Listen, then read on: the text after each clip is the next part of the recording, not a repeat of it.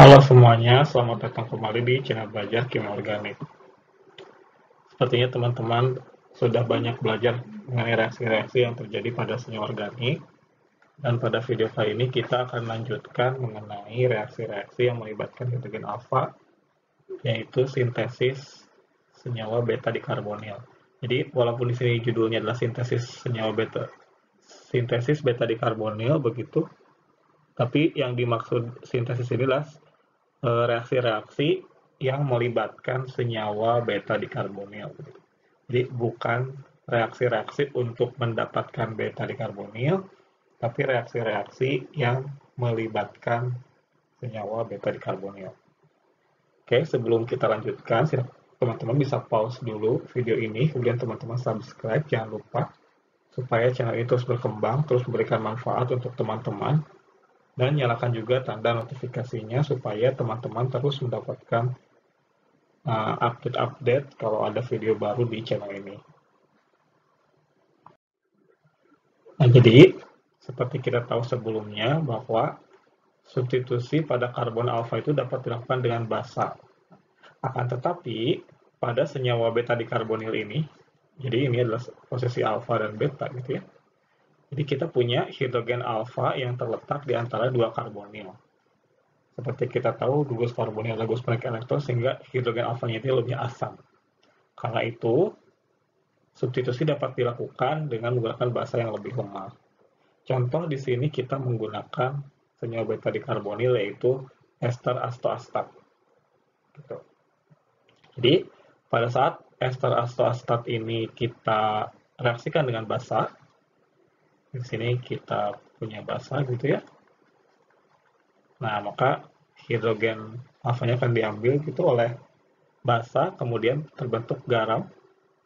Saya garamnya di sini adalah natrium astoatat gitu ya. Dan direaksikan dengan alkil halida misalnya gitu. Sehingga diperoleh monoalkil astoatat ester. Jadi di sini kita lakukan alkilasi satu kali. Jika reaksi dilanjutkan, maka akan dapat mengalami reaksi alkilasi lanjut. Tadi kita punya monoalkil astoatat, gitu ya. Dan kita reaksikan kembali dengan basa, maka akan terbentuk karbanion lagi. Dan jika kita lakukan reaksi dengan alkil halida yang kedua, maka akan terbentuk produk ester dialkil astoatat. Gitu. Jadi pada prinsipnya reaksi-reaksi di sini masih sama dengan reaksi sebelumnya yang melibatkan hidrogen alfa. Jadi hidrogen alfa ini akan membentuk karbanion, gitu ya. Oke, nah karbanion ini yang dapat direaksikan dengan berbagai macam senyawa. Oke, selain itu, ester astoatat ini dapat mengalami dekarboksilasi sehingga membentuk metil keton. Contohnya di sini tadi ada senyawa monoalkilasi, begitu. Ester astoatat monoalkilasi. Kemudian kita hidrolisis dengan basa, sehingga akan terbentuk garam karboksilat. Saat kita asamkan, kemudian dipanaskan, maka akan terjadi penataan ulang seperti ini ya. Nah, ini lebih tepatnya perpindahan ikatan sehingga terlepas molekul CO2. Nah, inilah mengapa reaksi ini disebut dekarboksilasi, karena terjadi pelepasan CO2. Dekarboksilasi begitu. Dan terjadi di sini adalah metil ester. Jadi ini metil keton ya. Metil keton. Nah, reaksi ini dapat terjadi dengan cara tadi. Pertama kita hidrolisis esternya dengan basa, kemudian kita asamkan dan kita panaskan sehingga terjadi dekarboksilasi. Oke, sampai sini apakah ada yang ditanyakan teman-teman? Jika ada yang ditanyakan, silakan pause videonya, kemudian tuliskan pertanyaan teman-teman di kolom komentar. Di sini kita lihat contoh reaksi antara etiastoatat dengan butil bromida begitu. Dalam keadaan basa, maka tadi seperti kita lihat di slide sebelumnya, di sini kita punya hidrogen alfa akan diambil oleh basa, begitu, diambil oleh basa sehingga terjadi karbanion di posisi alfa, kemudian akan menyerang alkil halida, sehingga diperoleh ikatan dengan alkil tadi butil ya, alkilnya di posisi alfa. Selanjutnya ester yang terbentuk ini kita reaksikan dengan basa, kemudian kita asamkan sehingga terbentuk asam karboksilat. Kemudian dengan pemanasan maka akan terjadi dekarboksilasi sehingga membentuk 2-heptanon. Nah, 2-heptanon ini kan kita tahu adalah metil keton. Oke. Jadi ini tadi mekanisme reaksinya. Bisa terjadi monoalkilasi di sini. Kemudian jika kita lakukan reaksi lanjutan, itu akan terjadi dibutil astoacetat gitu ya. Ester dibutil astoacetat. Dan kalau kita hidrolisis akan menjadi asam karboksilat dan mengalami dekarboksilasi saat dipanaskan untuk 3-butil 2-heptanon. Jadi di sini kita lakukan 2 kali alkilasi. Gimana teman-teman? Cukup jelas? Kalau ada yang ingin ditanyakan, silakan pause videonya, kemudian tuliskan di kolom komentar apa yang ingin teman-teman tanyakan. Nah, di sini kita punya pertanyaan, teman-teman. Bagaimana cara teman-teman semua di sini dapat memperoleh senyawa yang ada pada gambar ini dari etil astoacetat. Jadi, kita akan membuat senyawa tersebut dari etil astoacetat. Oke. Nah, tentu saja kalau kita bandingkan senyawa yang di kiri dengan etil astoacetat ini, maka yang berbeda adalah gus ini ya, gus karboksil atau ester yang di ujung ini sudah mengalami dekarboksilasi. Jadi sudah tidak ada ya. Akibatnya apa? Bagian senyawa yang sebelah kiri ini, nah bagian yang ini, pada senyawa yang di kiri berasal dari etil astoacetat. Yang mana itu? Pasti yang ini. Nah, pasti yang ini. Oke. Sehingga kita tahu bahwa senyawa tersebut adalah ini. Oke, kita punya fragmen ini dan senyawa ini. Oke. Nah, jadi di sini ada 3 karbon. Ini ada 3 karbon. Ini juga ada 3 karbon ya. Sorry, 2, 3. Oke, nah dari mana asal senyawa yang kanan ini? Asal yang fragmen yang kanan tentu saja dari etil astoacetat. Oke, kita coba gambarkan dengan cara yang sama. Tentu saja dari etil astoacetat. Itu.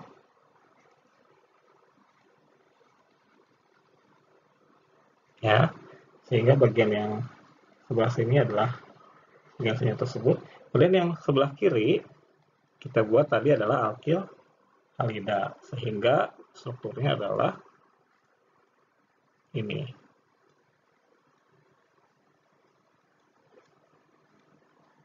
Nah, itu teman-teman. Jadi kita bisa mendapatkan prekursor-prekursor dari senyawa yang ingin kita buat, yang ingin kita sintesis. Bagaimana? Apakah teman-teman ada pertanyaan? Silahkan teman-teman tuliskan di kolom komentar. Selanjutnya kita lihat bagaimana mekanisme dari reaksi antara di sini kita punya etil astoacetat dengan dibromopropana, 1,3 dibromopropana menjadi senyawa sebelah kanan. Oke, di sini kita bisa mengingat lagi bahwa saat etil astoacetat ini kita reaksikan dengan basa, gitu, basanya adalah etoksida, maka hidrogen alfa ini akan bereaksi, diambil sehingga diperoleh di sini adalah karbanion pada posisi alfa di sini ya. Nah, selanjutnya terjadi reaksi antara karbanion tersebut dengan salah satu karbon yang dekat halogen. Misalnya kita gambarkan ke yang kiri dulu. Jadi serangan begitu sehingga bariernya lepas gugus pergi yang baik, masih ingat teman-teman? Dan akan terjadi ikatan sebelah tengah itu ya, pada karbon alfa. Jadi ada berapa karbon? 3. 1, 2, 3. Inilah Br. Dan karena di sini kita masih punya basa yang cukup untuk mengambil hidrogen alfa, maka hidrogen alfanya akan diambil kembali oleh basa membentuk karbanion begitu. Sini kita masih punya karbanion.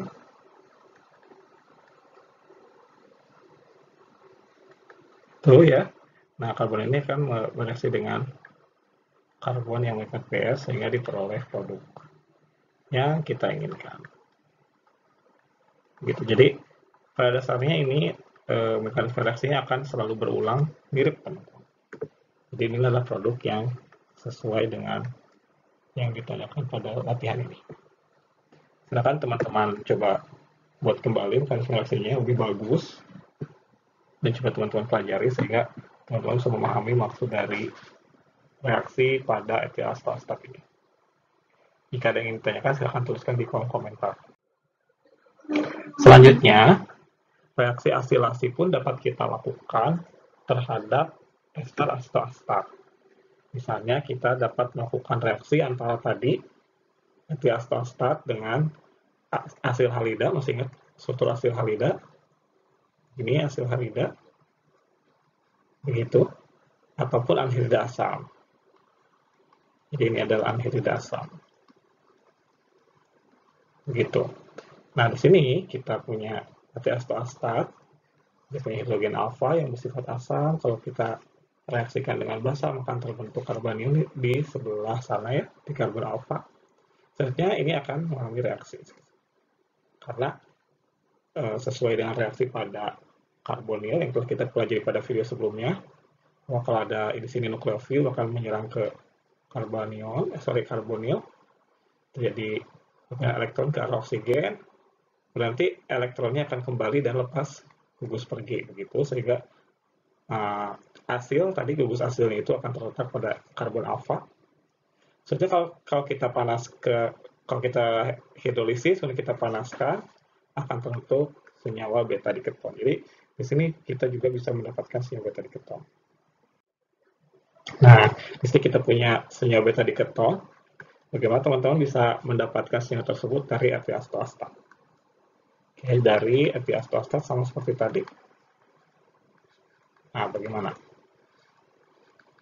Teman-teman harus melihat kembali bagian mana yang berasal dari molekul yang kita ingin sintesis ini, yang berasal dari etil asetat. Tentu saja, bagian sebelah kiri ini adalah yang ini, karena bagian yang sebelah kanan akan mengalami dekarboksilasi. Begitu. Oke, sehingga dapat kita tulis bahwa senyawa yang kita inginkan ini terbentuk dari sesuatu di sini yang punya bentuk seperti ini ya, dan etil asetat. Begitu. Nah, etil asetat ini adalah sumber nukleofil, otomatis di sini adalah sumber elektrofil, yaitu asil. Karena senyawa yang fragmen sebelah kiri ini hanya menyumbang satu karbon, yaitu karbonil dan benzena gitu ya, jadi berasal dari asil. Jadi kalau kita reaksikan, maka akan terjadi pelepasan Cl sehingga akan terbentuk produk. Oke. Begitu. Dan kalau kita dekarboksilasi, kita hidrolisis, maka menjadi produk. Itu ya, produknya adalah tadi, senyawa yang ini. Oke, sampai di sini ada apa pertanyaan?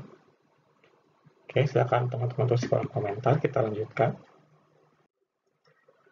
Oke, selain tadi kita gunakan ester etil asetat, kita juga dapat melakukan sintesis dengan hidrogen alfa, dengan karbon alfa yang bersifat nukleofil memanfaatkan ester malonat. Jadi ester malonat ini adalah bentuknya seperti ini. Berbeda kalau tadi ester astoacetat itu seperti ini. Jadi esternya ada satu. Kalau ester malonat, di sini kita punya 2 buah ester. Oke. Saat diambil oleh basa, hidrogen alfa ini dapat diambil oleh basa, maka akan terjadi resonansi yang stabil seperti ini ya. Ada 2 tipe mode, bisa ikatan rangkapnya di sebelah kiri ataupun ikatan rangkapnya di sebelah kanan. Begitu. Selanjutnya sama dengan etil askoacetat tadi, karbanion yang berada pada posisi alfa ini dapat direaksikan dengan alkil halida membentuk monoalkil malonat, gitu ya, ester monoalkil malonat, ataupun kita dapat lakukan alkilasi lanjutan karena punya 2 hidrogen alfa di sana, membentuk karbanion lagi direaksikan dengan alkil halida dan membentuk senyawa ester di alkil malonat. Jadi sama, dapat dilakukan 2 kali alkilasi pada posisi alfa. Oke, selanjutnya sama dengan tadi ester astoacetat juga ester malonat dapat mengalami dekarboksilasi membentuk senyawa ini. Jadi dialkil asetat gitu ya. Jadi asam dialkil asetat gitu. Nanti kita lihat contoh-contohnya. Jadi pada dasarnya gugus ester, salah satu gugus karbonil ini atau gugus asam karboksilatnya ini dapat mengalami dekarboksilasi. Ya. Oke, apakah teman-teman bisa memahami penjelasan sampai slide ini? Silakan teman-teman tuliskan di kolom komentar. Ini contohnya tadi kita reaksikan antara diester malonat dengan alkil halida, maka kita akan punya dietil butil malonat. Itu. Selanjutnya kalau kita hidrolisis esternya, kemudian kita asamkan dan terjadi dekarboksilasi, maka akan terjadi di sini adalah produknya asam heksanoat. Itu untuk yang produk monoalkilasi tadi. Jadi hanya ada satu hidrogen alfa yang disubstitusi. Selanjutnya kita juga bisa melakukan reaksi dengan 2 buah alkil yang berbeda, misalnya di sini etil iodida dengan propil iodida, maka akan terbentuk produk alkilasi pada hidrogen alfanya itu adalah etil propil malonat begitu. Kemudian kalau kita hidrolisis, kemudian dilanjutkan dengan pemanasan sehingga terjadi dekarboksilasi, maka akan terbentuk asam 2-etil pentanoat. Jadi di sini terdapat 2 gugus alkil yang berbeda. Gitu. Nah, silakan teman-teman coba di sini bagaimana teman-teman membuat senyawa yang di kanan dari di sini adalah diester malonat dengan skema reaksi yang ditampilkan. Silakan teman-teman pause videonya, kemudian teman-teman coba coret-coret untuk melihat bagaimana cara memperoleh senyawa yang sebelah kanan ini. Oke, silakan pause videonya. Baik, gimana teman-teman? Apakah sudah dapat jawabannya? Oke, kita lihat sama-sama di sini. Jadi kita punya di sini hidrogen alfa, ada ester malonat ini. Oke, kemudian kita gunakan natrium etoksida sehingga kita punya karbanion pada posisi alfa. Sini. Oke.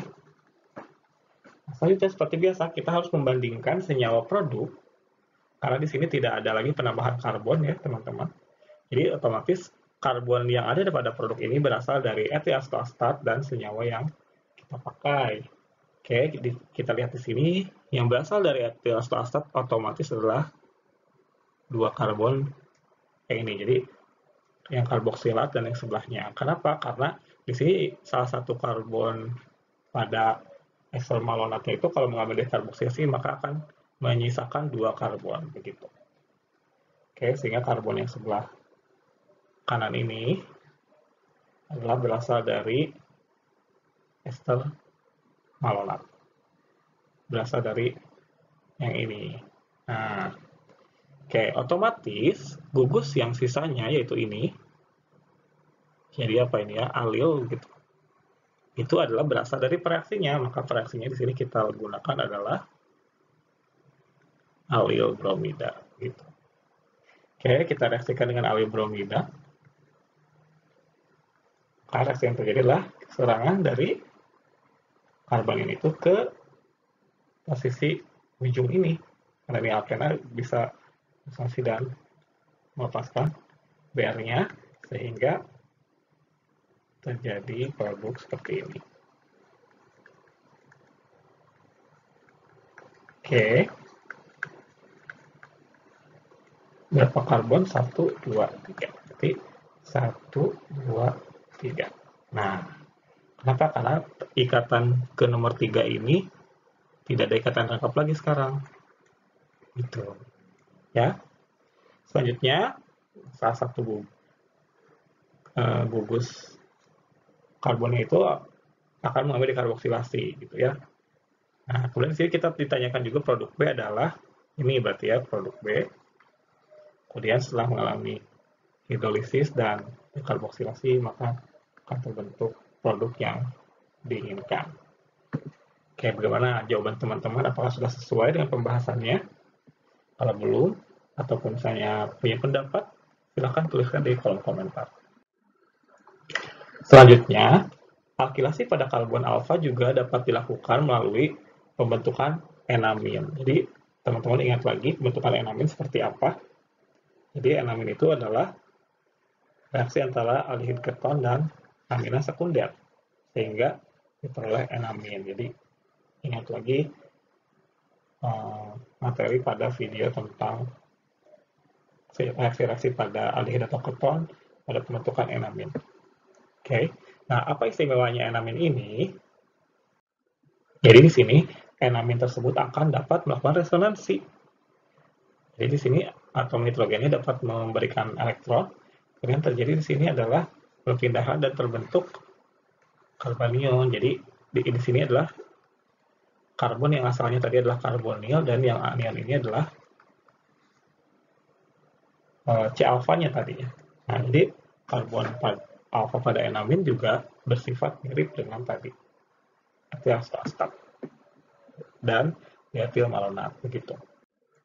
Selanjutnya, kalau kita reaksikan dengan misalnya di sini kita punya asil, maka akan terbentuk produk asilasi pada posisi alfa ini. Sehingga pada saat enaminnya itu dihidrolisis, maka akan terbentuk produk asilasi. Begitu. Oke. Ini contoh lain, misalnya kita lakukan dengan alkil halida biasa. Jadi nanti elektronnya itu dapat menyerang dari N-nya sehingga terbentuk N-alkil. Kemudian dengan panas akan terjadi penataan ulang di sini menuju karbon alfa dan akan terjadi hidrolisis sehingga diperoleh alkilasi pada posisi alfa. Oke. Selanjutnya di sini juga dapat dilakukan reaksi antara enamin dengan asam alfa haloester yang kemarin sudah kita bahas pada video sebelumnya. Kemudian di sini kalau kita hidrolisis iminium, ini inion iminium, kalau teman-teman lihat di slide sebelumnya, maka akan terbentuk gamma ketoester di posisi alfa, beta, gamma. Oh, kebalik ya. Seharusnya di sini adalah alfanya yang ini ya, karena ini esternya, beta, gamma. Jadi gamma ketok. Gitu. Jadi ketoknya pada posisi gamma. Oke, itulah video yang dapat disampaikan mengenai sintesis beta dikarbonil. Semoga bermanfaat. Jangan lupa subscribe ya teman-teman, karena dengan teman-teman subscribe, teman-teman membantu channel ini untuk terus berkembang. Dan jangan lupa sampaikan komentar ataupun pertanyaan teman-teman di kolom komentar di bawah. Terima kasih telah terus menyaksikan video ini untuk teman-teman belajar kimia organik, dan sampai jumpa pada video berikutnya.